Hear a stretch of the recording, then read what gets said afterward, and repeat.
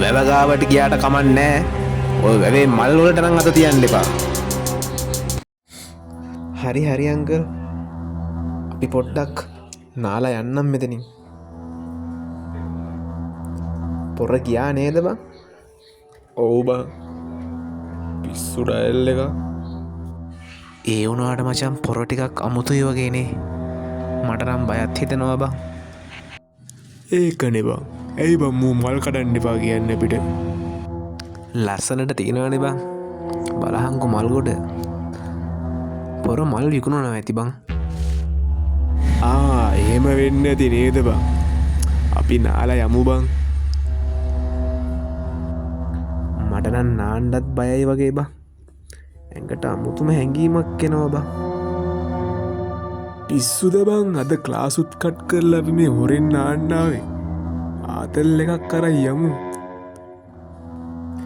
ඉතින් මේ ගම්පහ A-level සඳහා ක්ලාස් ආපු කොල්ලෝ දෙන්නෙක්ගේ ඇත්තම ඇත්ත කතාවක් ඔයාලට මම මේ කියන්න යන්නේ. අපි බලමු ඉස්සරහට මොකද වෙන්නේ කියලා. මචං ෂොට් එකක් දාපන් ගොඩට ඇවිල්ලා. තව අපිට ගොඩක් වෙලා ඉන්න පුළුවන්. ඉතින් මේ තරුණයෝ දෙන්නා උපකාරක පන්ති නොයා අම්මලට තාත්තලට හොරෙන් වැවේ ස්නානය කර කර මත්පැන් පානය කර කර විනෝදයෙන් හිටියා. අඩු ආතල් නේද බං? එක්කෝ බං අර නාකියා අපිට මල් කඩන්න එපා කිව්ව පරයා කෝකා. උඹත් දැන් නිකන් බය නැහැ වගේ ඉන්නවනේ. පොඩ්ඩක් වැදිලා හින්දා. කිව්වෙන මට මොකද්ද වන්ද බයක් තියනවා කියලා. අඩු එහෙම කියන්න එපා ඈ. මං කාටවත් බය නෑ දන්නවනේ. අඩු මේ යකෝ 6:00 පව් වෙලා. යමන් දැන් ගෙදර යමන්. ක්ලාස් කරන වෙලාවක් පව් වෙලා යකෝ. අදමයි යන්නේ යකෝ ගෙදර. අද මම මුගේ මල් ඔක්කොම කඩන් තමයි යන්නේ. මේ පිස්සුද බං? ඕඩ අත තියන්න එපා වරෙන් යන්න. මොන මල්ද බං? අඩු අරු එපා කිව්වෙ ඉඳන් මම එක මලක් හරි අරන් යන්නේ ඩු. එක මලක් හරි අරන් යනවා. පොඩක් තොන්නම් කඩාගනි. මේ කසුන් පිස්සුද බං? ඕව කඩන්න එපා බං බූරුවෝ. මේ ඉක්මනට වරෙන්. යකෝ පරක් වෙලා තියෙන්නේ ගෙදර යමන්.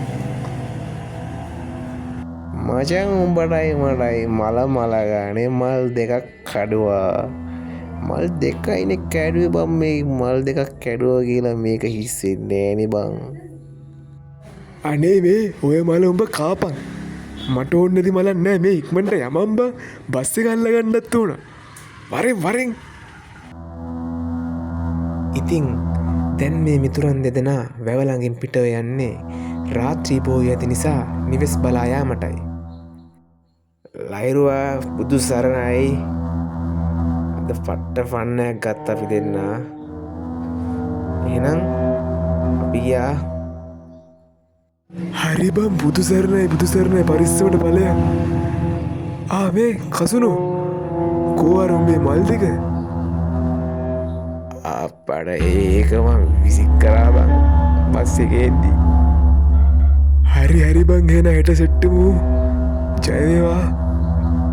ඉතින් මේ යාළුවෝ දෙදෙනා කසුනුයි ලහිරුයි දෙදෙනා නිවෙස් කරා පිටව ගියත් ඔබ සිතනවාද කසුන් කළ දේ හරි කියලා? ඒ මාමා පැවසූ දේ ඔහු කනකට ගත්තේ නැහැ.